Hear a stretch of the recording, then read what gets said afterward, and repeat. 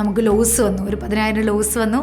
അടുത്ത ട്രേഡ് ഈ 10,000 ലോസിനെ 10,000 പ്രോഫിറ്റിലേക്ക് എത്തിക്കാൻ വേണ്ടിയിട്ടുള്ള ട്രേഡാണ്. ഇത്രയും കാര്യങ്ങളൊക്കെ സെറ്റ് ചെയ്ത് മൈൻഡിനെ കൺട്രോൾ ചെയ്യുന്ന തീരുമാനിച്ചിട്ട് സിസ്റ്റത്തിന്റെ ഫ്രണ്ടിൽ വരുമ്പോൾ ഇതൊക്കെ മറക്കുകയാണെങ്കിൽ പിന്നെ ഒരു കാര്യമില്ല. ഇന്ന് രാവിലെ എനിക്ക് ചെറിയ ലോസ് വന്നു, അടുത്ത ട്രേഡ് എങ്ങനെയും കിട്ടി ഗ്രീൻ ആക്കണം, പച്ച കാണിക്കണം. നമ്മളെല്ലാവരും ട്രേഡ് ചെയ്യുന്നത് പ്രോഫിറ്റിന് വേണ്ടി ആകുമ്പോഴാണ് നമുക്ക് നഷ്ടം വരുന്നത്. ട്രേഡിങ് ചെയ്യുന്നത് പ്രോഫിറ്റിന് വേണ്ടി ആയിരിക്കരുത്, മറിച്ച് സ്റ്റോക്ക് മാർക്കറ്റിൽ ഭയങ്കരമായിട്ടുള്ള ഫ്ലക്ച്വേഷൻസ് വരുമ്പോൾ പലർക്കും വലിയ പ്രോഫിറ്റ്സുകൾ കിട്ടാറുണ്ട്, അതുപോലെ തന്നെ നല്ല വലിയ ലോസുകൾ കിട്ടാറുണ്ട്.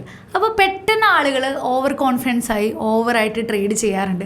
അപ്പോൾ പലരും ചിന്തിക്കുന്ന ഒരു കാര്യമാണ്, പ്രോഫിറ്റ്സ് അവർക്ക് വളരെ കുറവും ലോസസ് ആണ് അവർക്ക് കൂടുതലായിട്ട് ഫേസ് ചെയ്യേണ്ടി വരുന്നത്. അപ്പോൾ ഈ ഒരു കാര്യം ഓവർകം ചെയ്യാനായിട്ട് ട്രേഡിംഗ് എന്ന് പറയുന്ന ഗെയിമിൽ വിൻ ചെയ്യാനായിട്ട് ഒരാൾക്ക് നോളജിനേക്കാൾ കൂടുതൽ, അതായത് ട്രേഡിംഗ് റിലേറ്റഡ് ആയിട്ടുള്ള നോളജ് ഒരു 10-20% മതി. പക്ഷേ സൈക്കോളജി അല്ലെങ്കിൽ മെൻ്റലിയാണ് അവർ കുറച്ചൊരു ഫിറ്റ് ആവേണ്ടത്. ഒരു 80% പ്രയോറിറ്റി മെൻ്റൽ ഹെൽത്തിന് കൂടിയുണ്ട്. അപ്പോൾ സൈക്കോളജിക്കൽ ഹെൽത്തിന് കൂടി ഉണ്ടെന്നാണ് പൊതുവെ പറയപ്പെടുന്നത്. The mental game of trading എന്ന് പറയുന്നൊരു ബുക്കുണ്ട്. ജെറാർഡ് ടെൻലർ എന്ന് പറഞ്ഞൊരു വ്യക്തി എഴുതിയിരിക്കുന്നൊരു ബുക്കാണ്. ഇദ്ദേഹം ഒരു ട്രേഡർ എന്ന് നമുക്ക് പറയാനായിട്ട് പറ്റത്തില്ല. ഇദ്ദേഹത്തെക്കുറിച്ച് പറയുമ്പോൾ ഇദ്ദേഹം ഒരു മെൻ്റൽ കോച്ചാണ്. അതായത് വലിയ വലിയ ട്രേഡേഴ്സിൻ്റെ കൂടെ ഇദ്ദേഹം അവരുടെ മെൻ്റൽ സൈക്കോളജി ട്രെയിനറായിട്ട് നമ്മൾ ഇന്ത്യൻ ടീമിനെയൊക്കെ നോക്കുകയാണെങ്കിൽ ഇന്ത്യൻ ടീമിൻ്റെ പ്ലേയേഴ്സ് എല്ലാവരും വളരെ ഹെവി പ്ലേയേഴ്സ് ആണല്ലേ. അപ്പോൾ അവരെ കോച്ച് ചെയ്യാൻ എങ്ങനെ കോച്ച്, മെൻ്റലി എങ്ങനെ സക്സസ്ഫുൾ ആകാം, പ്രഷർ സിറ്റുവേഷൻ എങ്ങനെ ഹാൻഡിൽ ചെയ്യാം, ഇങ്ങനെയുള്ള കാര്യങ്ങൾ പഠിപ്പിച്ചു കൊടുക്കാനായിട്ട് ഒരു മെൻ്റൽ കോച്ച് ഉണ്ട്. അപ്പോൾ ഈ ഒരു ബുക്കിൽ പറയുന്ന ഒരു 5 മെയിൻ മെൻ്റൽ പ്രോബ്ലംസ് ട്രേഡേഴ്സിനുണ്ട്. ഇതിനെ എങ്ങനെ ഓവർകം, ഈ പ്രോബ്ലംസ് ചുമ്മാ പറഞ്ഞു വയ്ക്കുക മാത്രമല്ല, ഈ പ്രോബ്ലംസിനെ എങ്ങനെ സോൾവ് ചെയ്യാമെന്ന് കൂടി ഇദ്ദേഹം പറയുന്നുണ്ട്. അപ്പോൾ ഒരു ട്രേഡർ ഈ 5 കാര്യങ്ങൾ ചെയ്തു കഴിഞ്ഞാൽ അവർ അവരുടെ ട്രേഡിങ്ങിൽ ഭയങ്കര സക്സസ്ഫുൾ ആകും. ഇദ്ദേഹം മെൻറ്റർ ചെയ്തിരിക്കുന്ന പല ട്രേഡേഴ്സും അത്തരത്തിൽ സക്സസ് ആയ ആളുകളാണ്. അപ്പോൾ അവരുടെ എക്സ്പീരിയൻസ് വെച്ചിട്ടാണ് ഇദ്ദേഹം ഈ ഒരു ബുക്ക് എഴുതിയിരിക്കുന്നത്. ഫസ്റ്റ് കാര്യം, നമുക്ക് എല്ലാവരുടെയും ഒരു മെയിൻ പ്രോബ്ലമാണ് ഓവർ കോൺഫിഡൻസ്. റൈറ്റ്, നമ്മൾ ട്രേഡ് ചെയ്യുമ്പോൾ പൊതുവെ പഠിപ്പിച്ചൊരു 3-4 ട്രേഡിൽ വിൻ ചെയ്യുകയാണ്. അപ്പോൾ വിൻ ചെയ്യുമ്പോൾ നമുക്ക് എല്ലാവർക്കും നമ്മൾ ചെയ്യുന്നതൊക്കെ കറക്റ്റാണ്, ഇനി ഇതുപോലെ വന്നേ നമുക്ക് നന്നായിട്ട് കിട്ടും എന്നുള്ള രീതിയിൽ ക്യാപിറ്റൽ കൂട്ടി ഓവർ ട്രേഡ്സ് ആണ് പലരും ചെയ്യുന്നത്. എല്ലാവരും ഫേസ് ചെയ്യുന്ന ഒരു കാര്യം തന്നെയാണ്, പ്രോബ്ലമാണ്. നമ്മൾ എപ്പോഴും പറയാറുണ്ട്, ലൂസ് വരുന്നതിനേക്കാൾ പ്രോബ്ലം അടുപ്പിച്ച് കുറേ പ്രോഫിറ്റ് വരിക എന്നുള്ളത് തന്നെയാണ് എന്നുള്ളത്. അപ്പോൾ എന്തൊക്കെ മിസ്റ്റേക്സ് ആണ് പൊതുവെ പ്രോഫിറ്റ് വരുമ്പോൾ ചെയ്യുന്നത്, ഓവർ കോൺഫിഡൻസ് വരുമ്പോൾ സിൽബി എന്തൊക്കെ കാര്യങ്ങൾ ചെയ്യാറുണ്ട്? ഒന്നാമത്തെ കാര്യം, ഓവർ കോൺഫിഡൻസ് വരുമ്പോൾ ഇപ്പോൾ പൊതുവെ പറയുകയാണെങ്കിൽ എൻ്റെ കാര്യം കുറച്ച് ഡിഫറെൻ്റ് ആയിരിക്കും.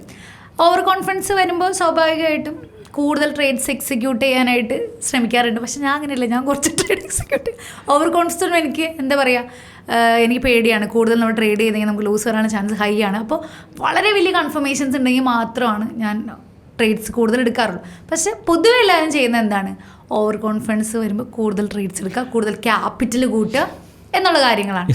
അത് ആക്ച്വലി ഇത് ഇപ്പം best loser can win Tom ഹാർഡിൻ്റെ ബുക്കിൽ അദ്ദേഹം പറയുന്നത് വിന്നിങ് സ്ട്രീക്കിനെ കുറിച്ചിട്ടൊരു ഭാഗമുണ്ട്. അപ്പോൾ അതിനകത്ത് അദ്ദേഹം പറയുന്നത് വിന്നിങ് സ്ട്രീക്കിൽ ഒരു നല്ല ട്രേഡർ നമ്പർ ഓഫ് ട്രേഡ്സ് കുറവായിരിക്കും, ട്രേഡിനെ അന്വേഷിച്ച് പോവില്ല, ട്രേഡ് അവരന്വേഷിച്ച് വരും, കൃത്യമായിട്ടുള്ള സിസ്റ്റം ഫോളോ ചെയ്യുന്നൊക്കെയാണ്.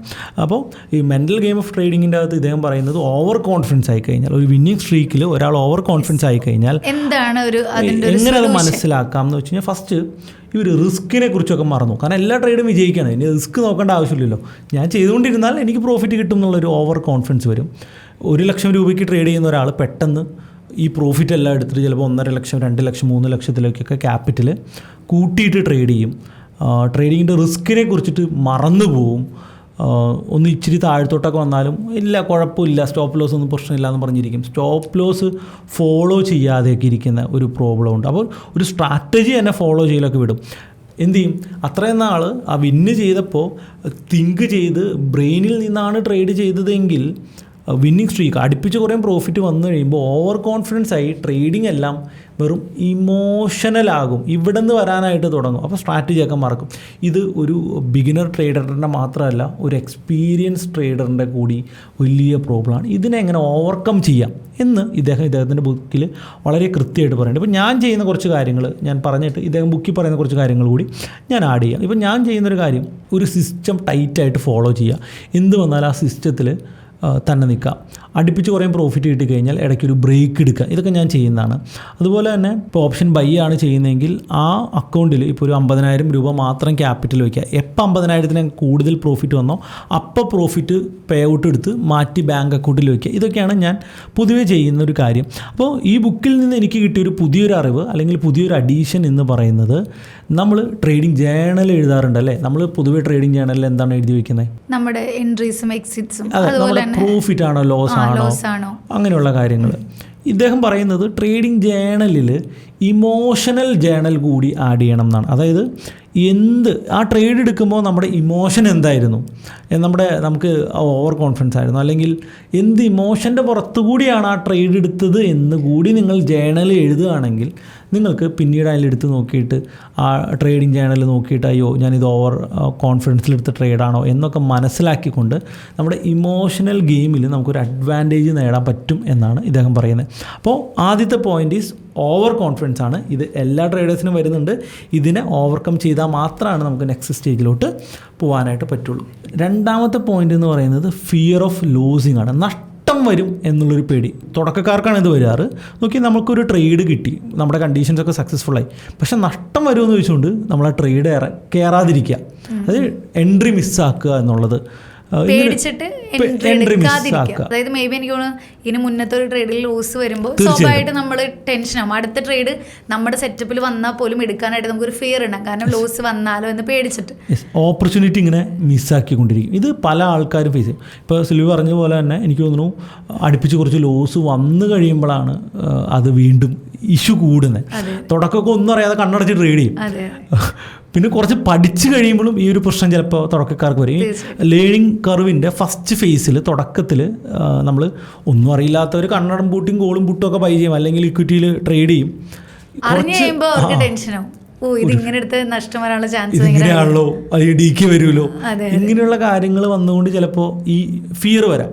ഫിയറിനെ എങ്ങനെ ഓവർകം ചെയ്യും? നമുക്ക് പേടിയുണ്ടെങ്കിൽ അല്ലെങ്കിൽ ഒരു ഫിയർ ഉണ്ടെങ്കിൽ എങ്ങനെ അതിനെ ഓവർകം ചെയ്യാമെന്നറിയാം. എന്തുകൊണ്ട് പേടി വന്നു എന്ന് തിരിച്ചറിയാം. എന്താണ് ആ പേടി എന്ന് തിരിച്ചറിഞ്ഞാണ് അത് ഓവർകം ചെയ്യുന്നതെന്നാണ് ഇദ്ദേഹം മെയിൻലി പറയുന്നത്. നമുക്കൊരു ഫിയർ വന്നു അല്ലെങ്കിൽ ഒരു പ്രോബ്ലം ഉണ്ടെങ്കിൽ ആ പ്രോബ്ലത്തിനെ ഐഡൻറ്റിഫൈ ചെയ്യുക, അതിൻ്റെ കാരണങ്ങൾ മനസ്സിലാക്കുക.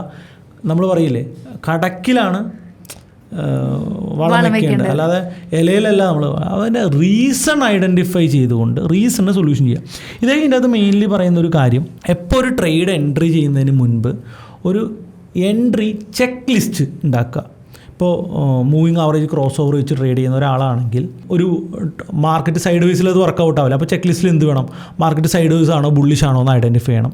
മൂവിങ് ആവറേജ് ക്രോസ് ഓവർ നടന്നോ എന്ന് ഐഡൻറ്റിഫൈ ചെയ്യണം. ഓവറോൾ മാർക്കറ്റ് ട്രെൻഡ് ബുള്ളിഷ് ആണോ എന്ന് ഐഡൻറ്റിഫൈ. ഇങ്ങനത്തെ എക്സാമ്പിൾ, സ്റ്റോപ്പ് ലോസ് ഇത്ര ഉണ്ടോ, ടാർഗറ്റ് 1:3 ഉണ്ടോ, ഇങ്ങനെയുള്ള ചെക്ക് ലിസ്റ്റ് ഐഡൻറ്റിഫൈ ചെയ്തുകൊണ്ട് എല്ലാ ട്രേഡ് കയറുന്നതിന് തൊട്ട് മുൻപ് ആ ചെക്ക് ലിസ്റ്റ് എല്ലാ പോയിൻറ്റുകളും സാറ്റിസ്ഫൈ ചെയ്യുന്നുണ്ടെന്ന് ഉറപ്പ് വരുത്തിയിട്ട് എൻ്റർ ചെയ്താൽ നമ്മൾ നമ്മുടെ ഇമോഷൻസിന് വലിയ ഇമ്പോർട്ടൻസ് കൊടുക്കില്ല.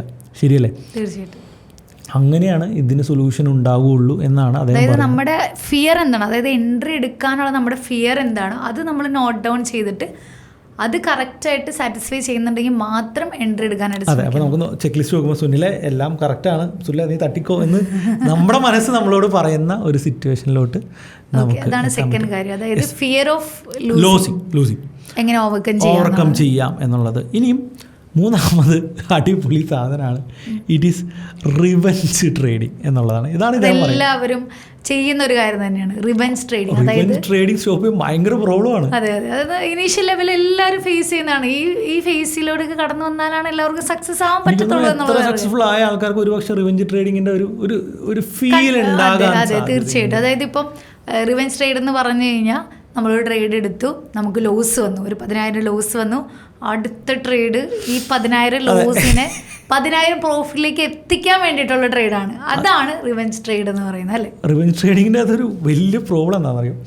ഇപ്പോൾ 1000 രൂപ കൊണ്ട് ട്രേഡ് ചെയ്തപ്പോഴാണ് ഫസ്റ്റ് ട്രേഡിൽ ലോസ് വന്നതെങ്കിൽ അടുത്ത ട്രേഡിൽ അപ്പോൾ തന്നെ ഇരട്ടി കാശ് കൊണ്ട് ചെയ്ത് ആ ലോസ് തിരിച്ചു പിടിക്കാനായിരിക്കും പലരും ശ്രമിക്കുന്നത്. അതായത് അപ്പോൾ അത് വലിയൊരു കുഴിയിലേക്കായിരിക്കും പലരും ചെന്ന് ചാടുന്നത്. വലിയ ഇമോഷണൽ ട്രാപ്പാണ്. പിന്നെ മാത്രമല്ല ചിലർ പറയുന്നത് ഞാൻ കേട്ടിട്ടുണ്ട്, എനിക്ക് ഇത്ര രൂപ നഷ്ടം വന്നു, എനിക്ക് ഇതിൽ നിന്ന് ഇത് തിരിച്ചു പിടിക്കണം എന്നുള്ളൊരു ഭയങ്കര പ്രതികാര ദാഹം പോലെയാണ് എല്ലാവരും പറയുന്നത്. ഇന്ന് രാവിലെ എനിക്ക് ചെറിയ ലോസ് വന്നു, അടുത്ത ട്രേഡ് എങ്ങനെയും കിട്ടി ഗ്രീൻ ആക്കണം, പച്ച കാണിക്കണം.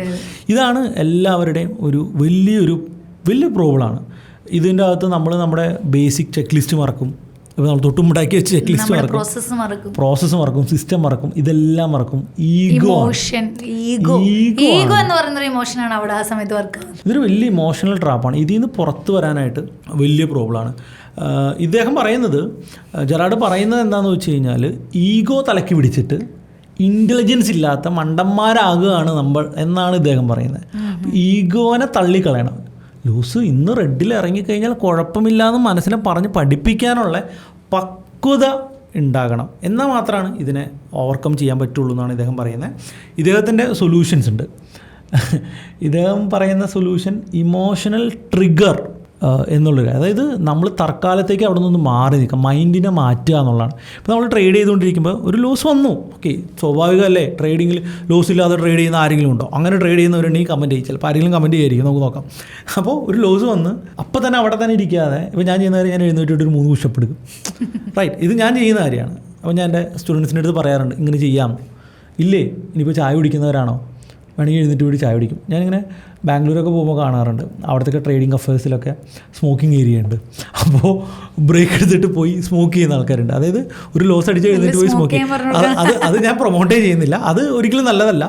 വേറെ എന്തെങ്കിലും, ഇപ്പോൾ സ്മോക്ക് ചെയ്യാതെ വേറെ എന്തെങ്കിലും, ഇപ്പോൾ ഞാൻ പറയുന്നത്, നിങ്ങൾ അവിടെ ഒരു ഓറഞ്ച് വയ്ക്കുക, അതുകൊണ്ട് ഒരു ലോസ് അടിച്ചാൽ പോയി ഒരു ഓറഞ്ച് കഴിക്കുക, റൈറ്റ്. അതായത് സിസ്റ്റത്തിൻ്റെ ഫ്രണ്ടിൽ നിന്നൊന്ന് എഴുന്നേറ്റ് പോയിട്ട് വേറെ എന്തെങ്കിലും ഒരു കാര്യം ചെയ്ത് ഒരു ബ്രേക്ക് എടുത്തിട്ട് തിരിച്ചു വരാം, വീണ്ടും ഫ്രഷ് മൈൻഡിൽ അതുകൂടാതെ ചില ട്രേഡേഴ്സ് ചെയ്യുന്നൊരു കാര്യമുണ്ട്. അതായത് ഇപ്പോൾ 10 ലക്ഷം രൂപ ക്യാപിറ്റലുള്ള ഒരു ട്രേഡർ ആണെങ്കിൽ എന്ത് ചെയ്യുമെന്നറിയോ, 3 ലക്ഷം അങ്ങനെ, അല്ലെങ്കിൽ 2.5 ലക്ഷം വെച്ച് 4 ഡിമാറ്റ് അക്കൗണ്ടിൽ എടുക്കും, വെക്കും. ഫസ്റ്റ് ട്രേഡിൽ ലോസ് അടിച്ച് കഴിഞ്ഞാൽ പിന്നെ ആ ഡിമാറ്റ് അക്കൗണ്ട് അന്ന് തുറക്കില്ല, പിന്നെ ഫ്രഷ് ആയിട്ട് അടുത്ത ട്രേഡ് രണ്ടാമത്തെ ട്രേഡിംഗ് അക്കൗണ്ടിൽ എടുക്കും, ലോസ് കാണില്ല. അപ്പോൾ ഈ പറയുന്ന ഈഗോ ഒന്നും അങ്ങനെ ചെയ്യാവുന്ന ആൾക്കാരൊക്കെ എനിക്കറിയാം. അപ്പോൾ പുള്ളി പറയുന്ന, ഇപ്പോൾ ഒരാൾ പറയുന്ന കാര്യം എന്ന് പറയുന്നത്, ഈ പറയുന്ന മൈൻഡിനെ ഒന്ന് മാറ്റുക, ഈഗോനെ ഒഴിവാക്കുക, ഇൻ്റലിജൻറ്റ് ഡിസിഷൻ എടുക്കുക എന്നുള്ളതാണ്. അത് സാധിച്ചു കഴിഞ്ഞാൽ സൂപ്പറായിട്ട് സക്സസ്ഫുൾ ട്രേഡർ. ഇത് വലിയൊരു കാര്യം തന്നെയാണ്. അതായത് റിവെഞ്ച് ട്രേഡേഴ്സ് ചെയ്യാത്ത ആരും തന്നെ ഉണ്ടാവില്ല. ഈവൻ ഞാനൊക്കെ എൻ്റെ ആദ്യകാലങ്ങളിൽ റിവെഞ്ച് എല്ലാവരും ചെയ്തിരിക്കും. അതൊരു തെറ്റല്ല, എല്ലാവരും അതിനെ തെറ്റാണ്. ആ തുടക്കം അത് ചെയ്യാതിരിക്കാൻ പറ്റില്ല, നമ്മൾ മനുഷ്യരാണ്. അതെ, തീർച്ചയായിട്ടും. അപ്പം നല്ലൊരു കാര്യം തന്നെയാണ് ഇത്. ആ ഒരു സിറ്റുവേഷനിൽ നിന്ന് മാറി നിൽക്കുന്നതായിരിക്കും അതിനുള്ള സൊല്യൂഷൻ എന്ന് പറയുന്നത്. ശരിക്കും നമ്മളിപ്പോൾ ഡിസ്കസ് ചെയ്തുകൊണ്ടിരിക്കുന്നത് the mental game of trading എന്ന് പറയുന്ന ജെറാർഡ് ടെൻലറിന്റെ ബുക്ക് റിവ്യൂ ചെയ്യല്ല, അതിന്റെ ഇൻഫോർമേഷൻ പാസ് ചെയ്യണം. ഇപ്പോൾ നമുക്കൊരു ഫുൾ ബുക്ക് വായിച്ച് അത് മനസ്സിലാക്കാനുള്ള ക്ഷമയില്ലാത്തവരാണെങ്കിൽ നമ്മുടെ ഈ പോഡ്കാസ്റ്റ് ഉപകാരപ്പെടും അല്ലെ. ഒരു പോഡ്കാസ്റ്റ് ആ ഒരു ബുക്കിന്റെ ഔട്ട്ലൈനിൽ വെച്ചിട്ടാണ് നമ്മൾ സംസാരിക്കുന്നത്. ഈ പോഡ്കാസ്റ്റ് കേട്ടിട്ട് ഈ ബുക്ക് വായിക്കാനുള്ള ഒരു ഇൻസ്പിറേഷൻ കൂടി ആൾക്കാർക്ക് ഉണ്ടാകണം. ഈ ബുക്കിന്റെ ആമസോണിലുണ്ട്, ബുക്കിന്റെ ലിങ്ക്. പ്യുവറായിട്ട് ഇപ്പോൾ സുനിൽ പോലും ഈ ഒരു ബുക്കിനെ കുറിച്ച് ഡിസ്കസ് ചെയ്തപ്പോൾ പല കാര്യങ്ങളും എനിക്ക് റിലേറ്റ് ചെയ്യാൻ പറ്റി. ഇപ്പോൾ നമ്മുടെ പേടി എന്താണെന്ന് നമ്മുടെ പേടികൾ പലരും എന്താ പറയാ പൂഴ്ത്തി വെക്കാനാണ് ശ്രമിക്കുന്നത്. എനിക്ക് ഇങ്ങനെ ഒരു സംഭവം സംഭവിച്ചു, അല്ലെങ്കിൽ എനിക്കൊരു ലോസ് വന്നതുപോലും ആളുകൾ മറ്റുള്ളവരടുത്ത് ഡിസ്കസ് ചെയ്യാൻ ഫിയർ വരുന്നവർ. അപ്പോൾ അത് ഇപ്പോൾ പലരും ഇങ്ങനെ പ്രശ്നങ്ങളുണ്ടെന്ന് പറയുന്നുണ്ടെങ്കിൽ അതിനൊരു സൊല്യൂഷൻ ആരും തന്നെ പറയുന്നില്ല. ഇത് തന്നെയാണ് ജെറാർഡ് ബുക്കിൽ പറയുന്നത്. നമ്മുടെ ഫിയറുകളെ സപ്രസ് ചെയ്ത് വെക്കുകയല്ല ചെയ്യേണ്ടത്, അതിനെ അണ്ടർസ്റ്റാൻഡ് ചെയ്യുക. ഇപ്പോൾ എന്താണ് പ്രോബ്ലം, അതാണ് നമ്മൾ ഈ പറയുന്ന 5 പ്രോബ്ലംസ്. നമുക്കിപ്പോൾ രാത്രി 12 മണിക്ക് സെമിത്തേരി പോകാനായിട്ട് നമുക്കൊരു പേടിയുണ്ട്. എന്തുകൊണ്ടാണ് ആ പേടി? രാത്രി 12 മണിക്ക് പുറത്തിറങ്ങാൻ പേടിയുള്ള ആൾക്കാരുണ്ട്. അങ്ങനെയുണ്ട്. കാരണം അവിടെ സെമിത്തേരി എന്ന് പറയുന്ന ആ ഒരു സിറ്റുവേഷനിൽ എന്താ പറയുക, പലരും പറഞ്ഞു വെച്ചിരിക്കുന്ന കാര്യങ്ങൾ പക്ഷെ അങ്ങനെ ഇല്ല എന്ന് ഐഡന്റിഫൈ ചെയ്ത് ആ ഒരു ഫിയറിനെ മാറ്റാനായിട്ട് നമ്മൾ ഇപ്പോൾ ചെറുപ്പത്തിൽ എനിക്ക് ഭയങ്കര പേടിയുണ്ടായിരുന്ന ആളാണ് ഞാൻ. എന്ത് ചെയ്യുമെന്ന് വെച്ച് കഴിഞ്ഞാൽ ഇപ്പോൾ റൂമിലെ ലൈറ്റ് ഓഫ് ചെയ്യണം, അപ്പോൾ അവിടെ പെട്ടെന്ന് ഇരുട്ടാവും. അപ്പോൾ എനിക്ക് അടുത്ത റൂമിലോട്ട് പോകണമെങ്കിൽ ലൈറ്റ് ഓഫ് ചെയ്ത് ഓൺ സ്പോട്ട് ഞാൻ ഓടി അടുത്ത റൂമിൽ കയറാറുണ്ട്. കാരണം ചെറിയൊരു ഏജിൽ ഒരു 3ാം ക്ലാസ് 4ാം ക്ലാസ് പഠിക്കുന്ന ഒരു സമയത്ത്. അപ്പോൾ പിന്നീടാണ് ആ ഫിയർ എന്താണ്, ഇരുട്ട് എന്താണെന്ന് മനസ്സിലാക്കാൻ ശ്രമിക്കുകയും ഇരുട്ടത്ത് പേടി കടിച്ചു പിടിച്ചിരുന്നു ഒക്കെ ചെയ്തിട്ടാണ് ഞാൻ ആ ഒരു മെൻ്റൽ സ്റ്റേജിൽ നിന്ന് ഒരു +1 +2 ആ ഒരു ലെവലിലൊക്കെ എത്തി മനസ്സിലായി. പിന്നെ അത്തരത്തിലുള്ള ഫിയർ മാറുമല്ലോ. എനിക്കും കോഞ്ചറിങ് ഫിലിം കണ്ടിട്ട് വന്നു കഴിഞ്ഞാൽ അന്ന് അമ്മയുടെ കൂടെ കിടന്നുറങ്ങണം, അതൊക്കെ ഭയങ്കര പേടികളായിരുന്നു. പിന്നെ എല്ലാ ഇരുട്ടിനും നമ്മൾ പേടിക്കും. അപ്പോൾ ആ ഒരു നമ്മുടെ പേടി എന്താണെന്ന് ഐഡന്റിഫൈ ചെയ്യുക എന്നുള്ളത് വളരെ ഫീൽ ചെയ്ത് കഴിഞ്ഞാൽ അത് കവർ. ഇത് തന്നെയാണ് പുള്ളി ബുക്കിൽ പറയുന്നത്. ഉറപ്പായിട്ട് എല്ലാവരും ബുക്ക് വായിക്കാം. നമുക്ക് അടുത്ത പോയിന്റ്, വളരെ ഇമ്പോർട്ടൻ്റ് ആയിട്ടുള്ള അടുത്ത പോയിന്റാണ്. ഈ സ്റ്റേജിലാണ് ഒരുവിധം എല്ലാ ട്രേഡേഴ്സും ഇപ്പോഴും നിൽക്കുന്നത്. ഒരു 80% ട്രേഡേഴ്സിന് ലോസ് വരാനുള്ള പ്രധാന കാരണം ഈ 4ാമത്തെ പോയിന്റാണ്. ഇറ്റ് ഈസ് ഓവർ ട്രേഡിങ്, അനാവശ്യ ട്രേഡിങ് എന്നുള്ളത് തന്നെയാണ്. ഒരു ഡേ ഫുള്ള് കമ്പ്യൂട്ടറിൻ്റെ ഫ്രണ്ടിൽ ഇങ്ങനെ പിടിച്ചിരുന്നു കൊണ്ട്, ഇങ്ങനെ കുത്തിയിരുന്നു കൊണ്ട് വേറെ ഒരു ചോറ് പോലും ഉണ്ടാൻ, ഒരു ഗ്ലാസ് വെള്ളം കുടിക്കാൻ പോലും എഴുന്നേറ്റ് പോവാതെ മാക്സിമം ട്രേഡ് ചെയ്യുക. ഒരു 15-20 ട്രേഡ് ചെയ്ത് ബ്രോക്കറിനെ രക്ഷപ്പെടുത്തുക എന്നുള്ള എയിമിൽ ട്രേഡ് ചെയ്യുന്ന ആൾക്കാരുണ്ട്. ടെലിഗ്രാം ഗ്രൂപ്പ് അഡ്മിനെ രക്ഷപ്പെടുത്തുക, അല്ലെ? ടിപ്പ് മേടിച്ചിട്ട്. പക്ഷേ എനിക്ക് തോന്നുന്നു 250 ട്രേഡ് വരെ ഒരു ദിവസം എക്സിക്യൂട്ട് ചെയ്ത ഒരാളെ എനിക്ക് അറിയാതുള്ളത്. അങ്ങനെയല്ല, എത്ര ട്രേഡ് അത് എനിക്ക് തോന്നുന്നു അത് ഓർഡേഴ്സ് ആയിരിക്കും. അപ്പോൾ 250 ട്രേഡേഴ്സ് ഒക്കെ ചെയ്യുന്ന ആൾക്കാരുണ്ട്. ചാറവറ കോള് ചെയ്യുന്നു, പുട്ട് ചെയ്യുന്നു, കോള് ചെയ്യുന്നു, പുട്ട് ചെയ്യുന്നു, എല്ലാ സ്കാൽപ്പേഴ്സ്. അതായത് എല്ലാ മൂവും അവർക്ക് ട്രേഡായിട്ട് ഫീൽ ചെയ്യും. അതിനുള്ള റീസൺ ഇതേ ബുക്കിൽ പറയുന്നത്, ഒരു ട്രേഡ് ചെയ്യുമ്പോൾ കിട്ടുന്ന ഒരു അഡിക്ഷൻ, ഡോപ്പമിൻ അഡിക്ഷൻ അവിടെ ഉണ്ടാകുന്നുണ്ട് എന്നാണ് അദ്ദേഹം പറയുന്നത്. ആ ഒരു അഡിക്ഷൻ കൊണ്ടാണ് പലരും ട്രേഡ് ചെയ്യുന്നത്. ഫോർ എക്സാമ്പിൾ നമ്മൾ പറയുകയാണ്, ഇപ്പോൾ രാവിലെ തന്നെ വെള്ളം അടിച്ചില്ലെങ്കിൽ കൈ വിറയ്ക്കുന്ന ആൾക്കാരെ കുറിച്ച് നമ്മൾ കേട്ടിട്ടില്ലേ? അതേ ഫീലിലാണ് പല ആൾക്കാർ. 9:15 വരുന്നു, കമ്പ്യൂട്ടർ ഓൺ ആക്കുന്നു, നിഫ്റ്റി മോളിലോട്ട്, ഓക്കെ കോള് പറയുന്നു. ഇതൊരു ഡോപ്പമിൻ അഡിക്ഷനാണ്. ഇത് അവിടെ ഒരു ഇൻ്റലിജൻ്റ് ആയിട്ടുള്ള ഒരു ഡിസിഷൻ എടുത്തിട്ടല്ല പലരും ട്രേഡ് ചെയ്യുന്നത്. അതുകൊണ്ടാണ് ഇങ്ങനെ ഓവർ ട്രേഡിങ് വരുന്നത് എന്നാണ് പറയുന്നത്. ഇപ്പോൾ ഫോർ എക്സാമ്പിൾ ഇൻസ്റ്റഗ്രാം റീൽസ് ഇരുന്ന് ഇങ്ങനെ കുത്തിരുന്ന് നോക്കൂലേ, ഇതൊരു ഡോപ്പമിൻ അഡിക്ഷനാണ്. നമ്മൾ പ്രൊഡക്റ്റീവ് അല്ല എന്ന് നമുക്കറിയാം. മണിക്കൂറുകളോളം ഇതിങ്ങനെ റീൽസ് തട്ടി നോക്കുന്നത് ഒരു ഡോപ്പമിൻ അഡിക്ഷനാണ്. ഇങ്ങനെ നോക്കുന്ന ഭൂരിഭാഗം ആൾക്കാർ ഓവർ ട്രേഡേഴ്സ് ആയിരിക്കും എന്നാണ് എനിക്ക് തോന്നുന്നത്. അപ്പോൾ ഇദ്ദേഹം ഈ ബുക്കിൽ പറയുന്നത് ഇത്തരത്തിലുള്ള ഡോപ്പമിൻ അഡിക്ഷൻ കൊണ്ടാണ് ഓവർ ട്രേഡ് ചെയ്യുന്നത്. അതിനെ നിങ്ങൾ ഓവർകം ചെയ്യണം, അത് നിങ്ങൾ മനസ്സിലാക്കണം. എന്നിട്ട് വളരെ കുറച്ച് ട്രേഡ് മാത്രം ഒരു ദിവസം ചെയ്യുന്ന രീതിയിലോട്ട് വരികയും ഈ ഒരു സിറ്റുവേഷൻ മാറുകയും ചെയ്യണം. എന്നാൽ മാത്രമേ സക്സസ്ഫുൾ ആകത്തുള്ളൂ. നമ്മളെങ്ങനെ ഓവർ ട്രേഡിങ്ങിനെ ഓവർകം ചെയ്യാം എന്നുള്ളത് കൂടിയാണ് നമ്മൾ സംസാരിക്കേണ്ടത്. നമ്മുടെ ഔട്ട്പുട്ട് അല്ല വേണ്ടത്. സോ ഓവർ ട്രേഡിങ് എല്ലാവരുടെയും പ്രശ്നം തന്നെയാണ്. ഈ പ്രശ്നം ഓവർകം ചെയ്യാനായിട്ട് നമുക്ക് എന്ത് കാര്യങ്ങൾ ചെയ്യാൻ പറ്റും? ഓവർ ട്രേഡിങ്ങിൻ്റെ നമ്മളന്ന് ഷിജു സാറിൻ്റെ പോഡ്കാസ്റ്റിൽ ഷിജു സാറിൻ്റെ നമ്മൾ ഈ ക്വസ്റ്റ്യൻ ചോദിച്ചിട്ടുണ്ടായിരുന്നു. അപ്പോൾ അന്ന് ഷിജു സാറ് ചെയ്ത കുറച്ച് കണ്ടീഷൻസ് ഉണ്ടായിരുന്നു. അപ്പോൾ എന്നിട്ട് ഞാൻ ഇതിൻ്റെ അകത്തേക്ക് വരാം. ഷിജു സാറ് ചെയ്യുന്നൊരു പ്രധാന കാര്യം എന്ന് പറയുന്നത്, ഒരു ലോട്ടോ അല്ലെങ്കിൽ ഒരു ചെറിയ അക്കൗണ്ടിലോ മാത്രം ചെറിയ ട്രേഡ് ചെയ്യും. അപ്പോൾ ട്രേഡ് ചെയ്യാതിരിക്കുന്നില്ല, ഫുൾ ക്യാപിറ്റൽ ഉപയോഗിക്കാതെ ചെറുതായിട്ട് ട്രേഡ് ചെയ്യും. മാർക്കറ്റിൻ്റെ അകത്ത് സ്റ്റേ ഓൺ ചെയ്ത് നിൽക്കുന്നു, പക്ഷേ ചിലപ്പോൾ ഫാർ ഔട്ട് ചെയ്യും, അല്ലെങ്കിൽ ജസ്റ്റ് സെല്ലൊക്കെ ചെയ്തിട്ട് ജസ്റ്റ് മാർക്കറ്റിലിരിക്കുന്നു. ഇതൊരു സൊല്യൂഷനാണ്, ഇതൊരു ഹാക്കാണ്.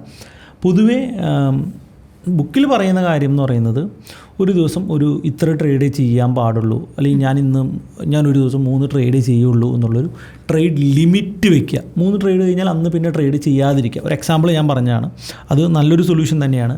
അതുപോലെ തന്നെ കൃത്യമായിട്ട് ട്രേഡിംഗ് ജേണൽ എഴുതുക. അപ്പോൾ ഒരു ദിവസം ഓവർ ട്രേഡൊക്കെ കഴിഞ്ഞ് കഴിഞ്ഞാൽ പിറ്റേ ദിവസം രാത്രി ഇങ്ങനെ ട്രേഡിംഗ് ജേണൽ എഴുതുമ്പോൾ, എടാ ചെക്ക നീ എന്താണ് ഈ കാണിക്കണമെന്ന് സ്വന്തമായിട്ടെങ്കിലും ഒന്ന് ചോദിക്കാനായിട്ട് തോന്നും.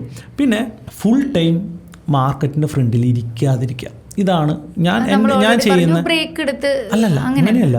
അതായത് ചില ആൾക്കാരില്ലേ ഫുൾ ടൈം ഇങ്ങനെ ഇരിക്കുക, ബ്രേക്ക് എടുത്ത് തിരിച്ചതിനേക്കാളും ഇമ്പോർട്ടൻറ്റ് ഞാനിപ്പോൾ ഏറ്റവും കൂടുതൽ ട്രൈ ചെയ്യുന്നൊരു കാര്യം അത് തന്നെയാണ്. ഇദ്ദേഹം പറയുന്നത് എന്താണെന്ന് വെച്ച് കഴിഞ്ഞാൽ, ഫുൾ ടൈം ചാർട്ട് നോക്കിയിരിക്കാതെ അലേർട്ടുകൾ സെറ്റ് ചെയ്യുക. അലേർട്ട് അടിക്കുമ്പോൾ അന്ന് മാത്രം കൃത്യമായിട്ട് നോക്കുക. അപ്പോൾ എന്താണ്, നമുക്ക് അനാവശ്യ ചിന്താഗതികൾ ഉണ്ടാവില്ല. ഇപ്പോൾ ഫോർ എക്സാമ്പിൾ ഒരു ട്രേഡ് എൻട്രി ചെയ്താലും പിന്നെ സ്റ്റോപ്പ് ലോസും ടാർഗറ്റും വെച്ചിട്ട് പോവുക. നമ്മൾ അതിൻ്റെ ഫ്രണ്ടിൽ ഇരിക്കണം എന്ന് നിർബന്ധം പിടിക്കാതിരിക്കുക. മാർക്കറ്റ് ഒരു സൈഡ് വേസ് ഒക്കെ ആണെങ്കിൽ അലേർട്ട്, ഇപ്പോൾ ഒരു സൈഡ് വേസ് ഒരു ഹൊറിസോണ്ടൽ ലൈൻസിൻ്റെ ഉള്ളിൽ ഇങ്ങനെ ട്രേഡ് ചെയ്തുകൊണ്ടിരിക്കുകയാണെങ്കിൽ ബ്രേക്ക്ഔട്ടിൻ്റെ അകത്ത് അലേർട്ട് വയ്ക്കുക. അപ്പോൾ വന്നാൽ മതി എന്ന് സിസ്റ്റത്തിൻ്റെ ഫ്രണ്ടിലോട്ട്. നമ്മൾ അപ്പുറത്ത് വേറെ അല്ലെങ്കിൽ എന്തെങ്കിലും ചെയ്തുകൊണ്ടിരിക്കുക, അല്ലെങ്കിൽ ബുക്ക് വായിച്ചുകൊണ്ടിരിക്കുക, എന്തെങ്കിലും, അല്ലെങ്കിൽ ഇപ്പോൾ ഞാൻ ചെയ്യുന്ന കാര്യം അക്വറിയം ക്ലീൻ ഇങ്ങനെയുള്ള കാര്യങ്ങൾ ചെയ്യുക. പ്രീ മാർക്കറ്റ് റുട്ടീൻസ് സെറ്റ് ചെയ്യുക. ഇൻട്രാഡേ ട്രേഡ് ചെയ്യണം, എന്താണ് നമ്മുടെ സ്ട്രാറ്റജി, നമ്മൾ ഇന്ന് മെൻ്റലി സ്റ്റേബിളാണോ, ഇങ്ങനെയുള്ള റൂട്ടീൻസ്, ചെക്ക് ലിസ്റ്റുകൾ സെറ്റ് ചെയ്യുക. ഇത്രയും കാര്യങ്ങളാണ് ഇദ്ദേഹം ഈ പറയുന്ന ഓവർ ട്രേഡിങ്ങിനെ ഒഴിവാക്കാനായിട്ട് ഇദ്ദേഹം പറഞ്ഞു തരുന്നൊരു കാര്യം. ഈ ബുക്കിൽ കുറച്ചുകൂടി ഇൻഡെപ്ത് നോളജ് അതിനെക്കുറിച്ചിട്ടുണ്ട്. അപ്പോൾ അതുകൂടി എല്ലാവരും ഒന്ന് വായിക്കുന്നത് നല്ലതായിരിക്കും. മറ്റേ മെഡിറ്റേഷൻ അല്ലെങ്കിൽ നമ്മുടെ ആ ഒരു ദിനചര്യ, അതിലൊക്കെ നമ്മൾ എന്ത് ചേഞ്ചസ് ആണ് വരുത്തുന്നത്, അതിനെക്കുറിച്ച് എന്താണ്? ഇപ്പോൾ ഞാൻ പറയും, ആ ഒരു മെൻ്റൽ എബിലിറ്റി, അതായത് നമ്മുടെ 5th പ്രോബിളാണ് ആക്ച്വലി ഇമോഷണൽ ഇൻബാലൻസ് എന്നാണ്. ഒരു ട്രേഡിൽ ഒരു ചെറിയ ലോസ് വരുമ്പോഴേക്കും നമ്മൾ ഇമോഷണലി ഭയങ്കരമായിട്ട് വീക്കാവും, നമ്മുടെ സ്ട്രാറ്റജി നമ്മൾ മറന്നു പോകും, നമ്മുടെ ഈ പറഞ്ഞ ഇത്ര നേരം നമ്മൾ പറഞ്ഞ് സെറ്റ് ചെയ്ത് വെച്ചിരിക്കുന്ന റൂൾസൊക്കെ അങ്ങോട്ട് മറന്നു പോകും, തോന്നിയോണം ട്രേഡ് ചെയ്യും. അതെ, നമ്മുടെ ഇമോഷൻ അനുസരിച്ച് നമ്മൾ ട്രേഡ് ചെയ്യും. നമ്മൾ ഇത്രയും കഷ്ടപ്പെട്ട് ഇത്രയും കാര്യങ്ങളൊക്കെ സെറ്റ് ചെയ്ത് മൈൻഡിനെ കൺട്രോൾ ചെയ്ത് തീരുമാനിച്ചിട്ട് സിസ്റ്റത്തിൻ്റെ ഫ്രണ്ടിൽ വരുമ്പോൾ ഇതൊക്കെ മറക്കുകയാണെങ്കിൽ പിന്നെ ഒരു കാര്യമില്ല. അതിന് നിങ്ങൾ എന്ത് വേണം? നിങ്ങൾക്ക് മൈൻഡ് കൺട്രോൾ ഉണ്ടാകണം. ഞാൻ ഇങ്ങനെ ട്രേഡ് ചെയ്യത്തുള്ളൂ എന്നുള്ളൊരു കൺട്രോൾ ഉണ്ടാകണം. നമ്മൾ ലോജിക്കലി ചിന്തിക്കണം. അവിടെ നമുക്ക് മൈൻഡ് കൺട്രോൾ ഉണ്ടാകാനായിട്ടുള്ള കുറേ സ്കില്ലുണ്ട്. അതൊരു ട്രേഡർ കൃത്യമായിട്ട് ഫോളോ ചെയ്യണം. സ്ട്രെസ്സ് വന്നാലും അല്ലെങ്കിൽ എന്ത് വന്നാലും നമ്മുടെ മൈൻഡ് നമ്മുടെ കയ്യിൽ നിന്ന് പോകരുത്. അപ്പോൾ നമ്മൾ എന്താണ്, മെൻ്റൽ മെച്യൂരിറ്റി എന്ന് പറയുന്ന ഒരു സംഭവത്തിലോട്ട് എത്തണം. ഇതെങ്ങനെ ഉണ്ടാക്കിയെടുക്കാനായിട്ട് പറ്റും? ഇതിന് നമുക്ക് ചിലപ്പോൾ മെഡിറ്റേഷൻ നല്ലൊരു മാർഗ്ഗമാണ്.